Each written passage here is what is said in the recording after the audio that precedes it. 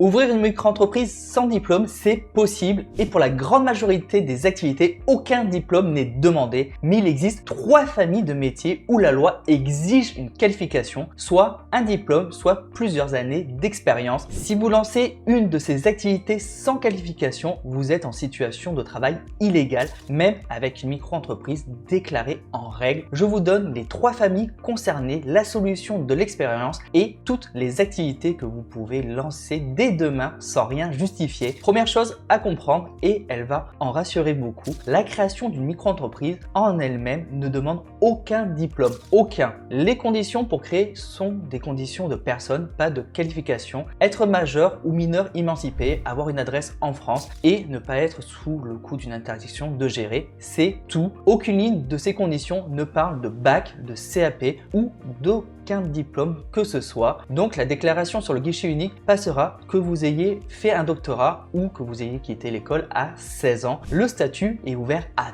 tous. Avant de continuer, quand vous créez votre micro, la nature exacte de l'activité que vous déclarez détermine si vous tombez dans une des familles réglementées. Une activité mal qualifiée à la création, c'est un blocage administratif plus tard. Si vous voulez sécuriser cette étape et la déclaration, LegalPlace peut se charger de le faire pour vous. Le lien est dans la description en premier et avec le code SOFTDEAL, vous aurez 15% de remise immédiate en plus de la garantie anti-rejet proposée par LegalPlace. Sauf que le diplôme ne conditionne pas la création de la micro-entreprise, il conditionne le droit d'exercer certaines activités précises et c'est une nuance qui change vraiment tout. Voici les 3 familles où la loi impose une qualification professionnelle pour exercer même en micro-entreprise. Première famille, le bâtiment et la rénovation, les métiers qui touchent à la structure et à la sécurité du logement, la maçonnerie, l'électricité, la plomberie, la couverture, le chauffage. Vous ne pouvez pas vous installer électricien ou plombier sans qualification parce qu'une erreur engage la sécurité des personnes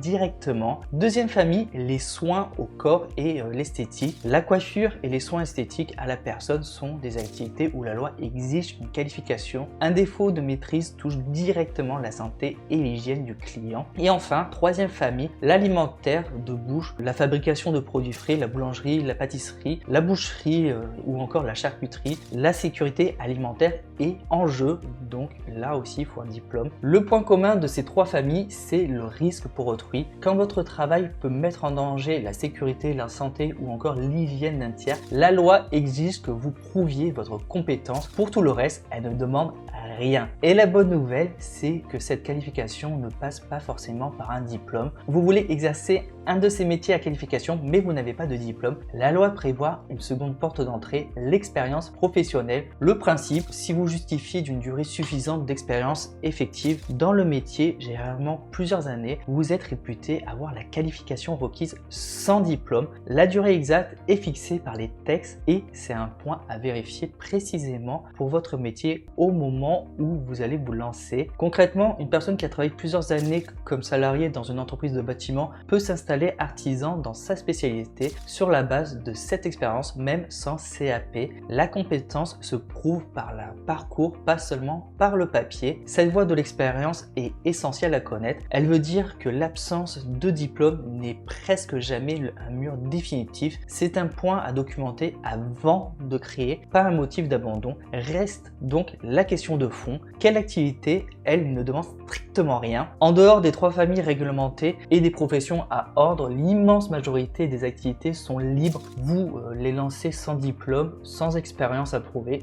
et sans autorisation. Dans les services, le conseil, le coaching non réglementé, la rédaction, la traduction, le développement web, le graphisme, la gestion de réseaux sociaux, le montage vidéo, aucun diplôme n'est exigé pour s'installer. Dans les activités manuelles non réglementées, le ménage et le nettoyage, le jardinage et l'entretien d'espaces verts, le bricolage et les petits travaux qui ne touchent pas à la structure du bâtiment, le montage de meubles, la manutention, l'aide à domicile non médicale. Dans le commerce, l'achat-revente, l'e-commerce, la vente de création que vous fabriquez vous-même, la vente sur les marchés, aucune qualification demandée. Les 3 familles dont j'ai parlé, ce sont des métiers où il faut une qualification, mais que vous pouvez quand même exercer en micro-entreprise une fois cette qualification acquise. Il existe une autre catégorie distincte, les professions réglementées à ordre, comme les experts comptables, les médecins, les infirmiers, les architectes et encore d'autres. Pour celles-là, le problème n'est pas seulement le diplôme, c'est que ces professions sont pour beaucoup tout simplement incompatibles avec le régime de la micro-entreprise. Elles obéissent à des règles d'exercice propres, des ordres professionnels, des structures juridiques imposées. La distinction à retenir, métier à qualification comme plombier ou coiffeur, le diplôme ou l'expérience suffit et la micro-entreprise reste possible, mais les professions réglementées à ordre comme avocat ou encore expert comptable, ce n'est pas un problème de diplôme à combler, c'est la micro-entreprise en elle-même qui n'est pas le bon cadre. Ouvrir une micro-entreprise sans diplôme, c'est non seulement possible, c'est même la règle pour la grande majorité des activités. La création ne demande aucune qualification, seules 3 familles de métiers exigent un diplôme ou une expérience suffisante: le bâtiment, les soins du corps et l'alimentaire